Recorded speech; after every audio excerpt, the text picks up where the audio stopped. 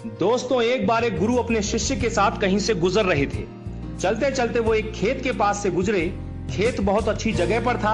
वहां की जमीन बहुत उपजाऊ थी, पर उस खेत की हालत देख के लगता था कि उस खेत का मालिक उस पर जरा भी ध्यान नहीं देता है। पूरी तरह से उजाड़ सी हालत थी उस खेत की।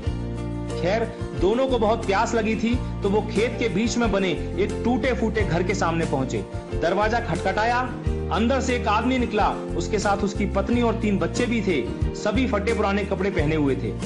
गुरु ने पानी मांगा। उस आदमी ने उनको पानी पिलाया। फिर गुरु ने उससे पूछा कि भाई साहब, आपके पास इतना बड़ा खेत है, ना वहां पर कोई फसल है, ना फलों के कोई पेड़ हैं, आखिर आप अपना गुजारा करते कैसे हैं?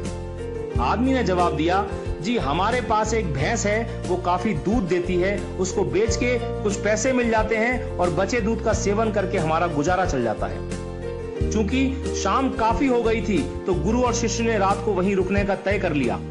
आधी रात को जब सब गहरी नींद में सो गए, तब गुरु ने शिष्य को उठाया और कहा कि चलो चलो, हमें अभी यहाँ से निकलना है, पर जाने से पहले हम उस आदमी की भैंस को पहाड़ से गिराकर मार डालेंगे।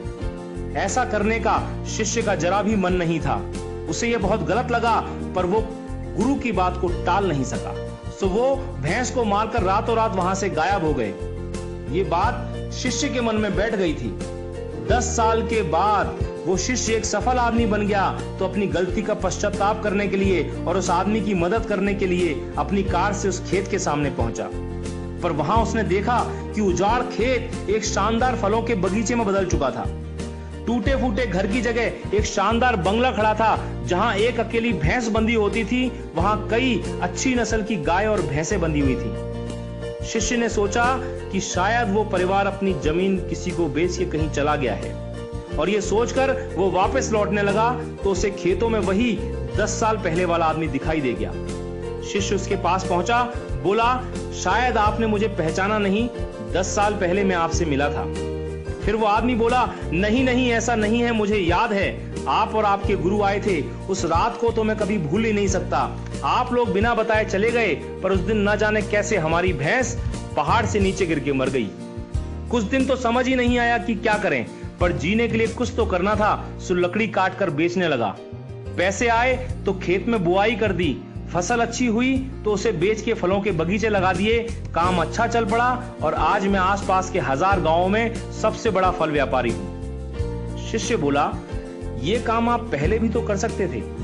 तो आदमी बोला, तब जिंदगी बिना मेहनत के गुजर रही थी, कोई रिस्क नहीं था, तो लगा नहीं कि मेरे अंदर इतनी क्षमता है, सो कोशिश ही नहीं की। पर जब भैंस मर गई तो हाथ पांव मारने पड़े और फाइनली मैं यहां तक पहुंच गया। दोस्तों, कई बार हम भी परिस्थितियों के इतने आदी हो जाते हैं कि उसी में जीना शुरू कर देते हैं, चाहे वो कंडीशन कितनी भी बुरी क्यों ना हो। यहां तक कि हम अपनी नौकरी से कई बार इतनी नफरत करते हैं, पर फिर भी उसे पकड़े पकड़े जिंदगी बिताने लगते हैं। कई बार नए अवसर के बारे में हम बस इसलिए नहीं सोचते क्योंकि पुराने से हमारा दाल रोटी का खर्चा निकल रहा होता है। हम डरते हैं रिस्क लेने से, और सिर्फ इन्हीं वजहों से हम कभी अपने फुल पोटेंशियल को रियलाइज नहीं कर पाते। हम अपनी क्षमताओं का पूरा उपयोग नहीं कर पाते, जिससे हमारी लाइफ कहीं बेहतर बन सकती है। दोस्तों, सोचिए कहीं आपकी लाइफ में भी कोई ऐसी भैंस तो नहीं है जो आपको एक बेटर लाइफ जीने से रोक रही है। आपने कहीं उस भैंस को बांध के तो नहीं रखा है, और यदि लगे कि ऐसा है तो आगे बढ़िए, हिम्मत करिए और काट के फेंक दीजिए उस रस्सी को जो आपको बांध के रखी हुई है।